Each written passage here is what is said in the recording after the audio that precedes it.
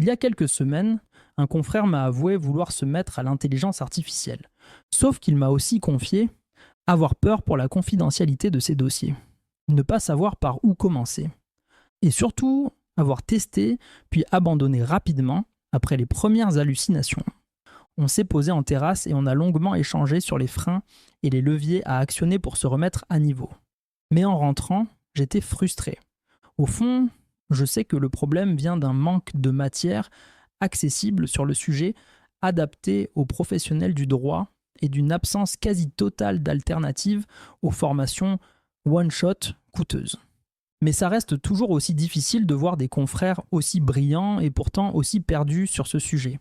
Le lendemain, quelque chose avait changé. Cette discussion avait fait son chemin. Elle m'avait surtout donné le déclic pour enfin coucher sur papier ce que j'ai cumulé depuis des années.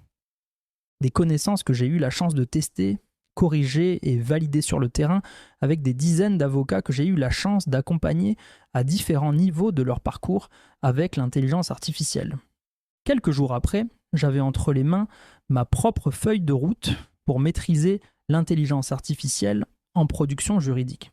Un plan simple qui fait sens et qui encapsule en 3 niveaux successifs les compétences à acquérir pour maîtriser, exploiter et intégrer l'intelligence artificielle générative dans sa pratique du droit. Mais pas si vite. Impossible de se lancer tête baissée dans la maîtrise de l'intelligence artificielle comme outil de production sans poser quelques bases.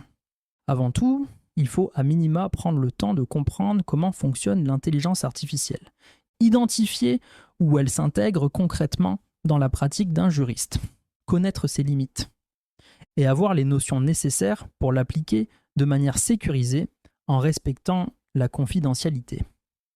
C'est exactement ce que je me propose de couvrir à travers les guides qui vont suivre.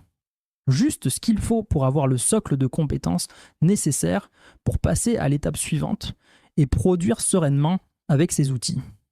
Mais alors pourquoi offrir ces guides gratuitement ? Il y a 2 raisons.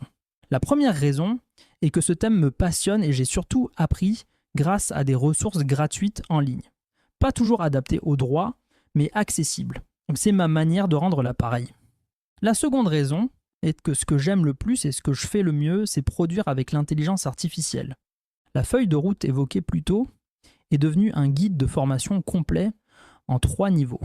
Pensé pour passer d'un usage improvisé de l'intelligence artificielle à un système maîtrisé et sécurisé pour produire des livrables conformes à vos exigences et surtout développer votre pratique sans vous épuiser.